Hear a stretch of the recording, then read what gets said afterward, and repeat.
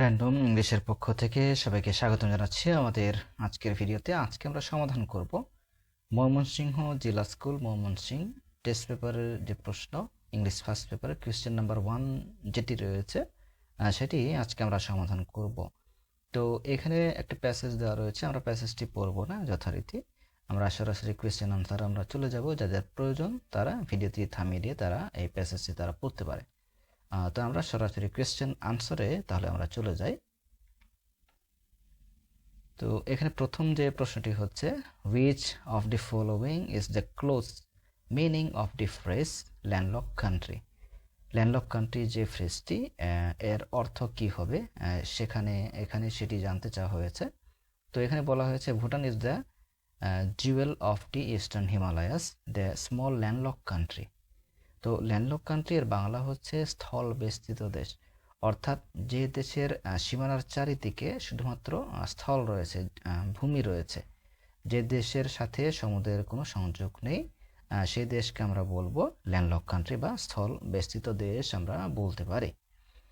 আমরা এখানে একটি দেখব যে এখানে দেখব আমরা যে ভুটান, এই ভুটানের সাথে দেখব আমরা এখানে কিন্তু ভুটানের সাথে কিন্তু কোনো সমুদ্রের কোনো সংযোগ নাই।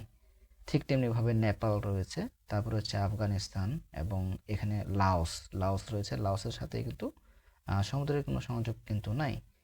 যদি দেখি বাংলাদেশ, তারপর হচ্ছে ইন্ডিয়া, তারপর হচ্ছে পাকিস্তান, মিয়ানমার, এসবগুলো দেশের সাথে কিন্তু সমুদ্রের সংযোগ রয়েছে। সুতরাং এই দেশগুলো কিন্তু ল্যান্ডলক কান্ট্রি না, কিন্তু ভুটান হচ্ছে একটি ল্যান্ডলক কান্ট্রি, অর্থাৎ এর সাথে সমুদ্রের কোনো সংযোগ নাই। আশা করি বুঝতে পেরেছেন যে ল্যান্ডলক কান্ট্রি কাকে বলা হয়। আমাদের প্রশ্নে তাহলে আমরা চলে আসি। তাহলে আনসার কি হবে? এখানে আনসার হবে ডি হচ্ছে correct answer. A country which is entirely border by land.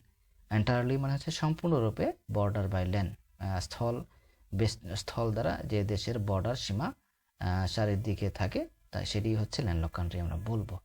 তো আশা করি বুঝতে পেরেছেন। কোয়েশ্চেন নাম্বার 2 হচ্ছে দ্য টেক্সট ইজ অ্যাবাউট। এই যে এটা হচ্ছে সমস্যা, এরকম যখন যদি প্রশ্ন দেয় তাহলে আসলে উপায় নাই আমাদের, তখন আবার পুরো প্যাসেজটি আমাদের পড়তে হবে, তাহলে আমরা বুঝবো না যে এই প্যাসেজ মানে কোন সম্পর্কে আসলে বলা হয়েছে। তো আমরা প্যাসেজটি একটু রিডিং দেই আমরা, তাহলে আমরা বুঝতে পারবো, তাহলে এই আনসারটা এই প্রশ্নটা আমাদের আনসার করতে সুবিধা হবে। আচ্ছা, এখানে বলা হয়েছে Bhutan is called the jewel of eastern Himalayas. This small landlocked country is located along the southern slope of the Himalayan range, bounded by Tibet in the north and India from the other side. এখানে অবস্থান সম্পর্কে বলা হয়েছে, এই প্যাসেজটি হচ্ছে ভুটান সম্পর্কে। এখানে ভুটানের অবস্থান কোথায় অবস্থিত সে সম্পর্কে বলা হয়েছে। The official name of Bhutan is Drukyul, which means land of the dragon, thunder dragon. It's earned its name because of the fierce storm that often roll in from the Himalayas. এখানে নামকরণ এবং তার কারণ সম্পর্কে বলা হয়েছে। The country has an area of এত 38,394 square kilometre and population জনসংখ্যা হচ্ছে 60,16,896। Since it is cut off from the rest of the world by the Great Himalayas, a unique culture and tradition based on gentle Buddhist belief have evolved there over time.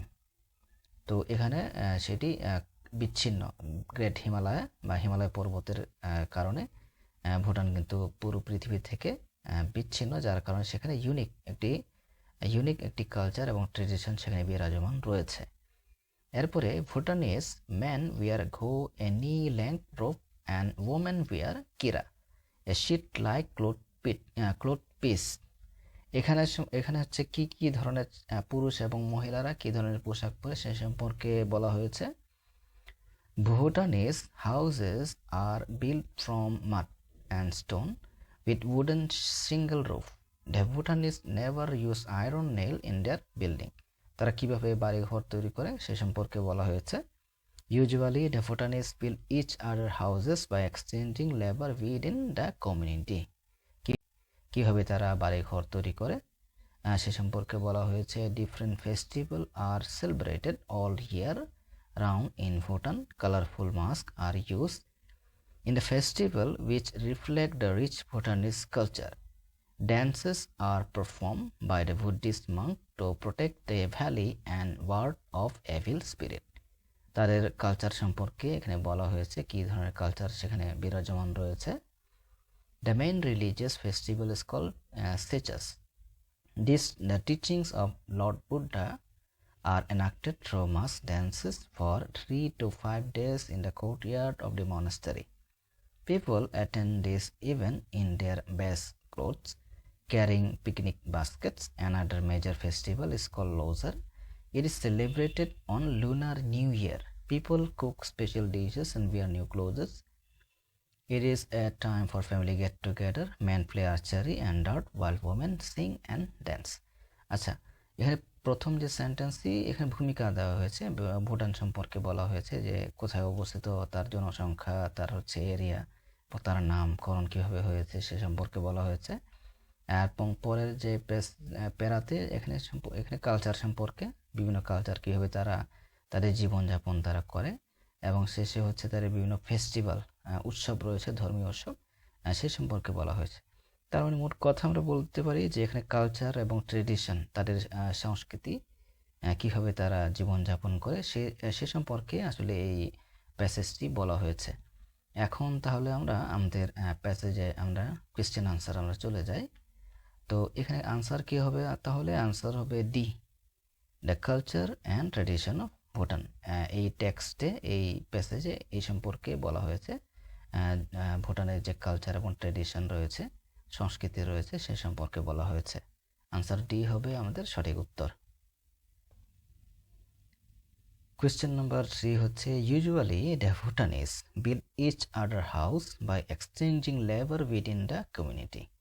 Which of the following qualities of the Bhutanese does the expression describe? এই যে বলা হয়েছে ভুটানিজরা কি করে, build each other house by exchanging labour within the community. তারা labour মানে হচ্ছে তারা একজন আরেকজনকে তারা কাজের মাধ্যমে তারা সহযোগিতা করে যখন তারা বাড়িঘর নির্মাণ করে।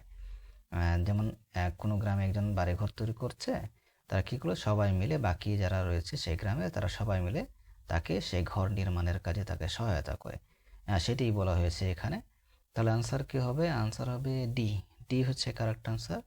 The Bhutanese are very social and helpful. ভুটানিজরা কি অনেক সোশ্যাল, অনেক সামাজিক, এবং তারা হেল্পফুল, অনেক উপকারী, অনেক পরোপকারী তারা। এটি হচ্ছে আমাদের কারেক্ট আনসার, অপশন ডি।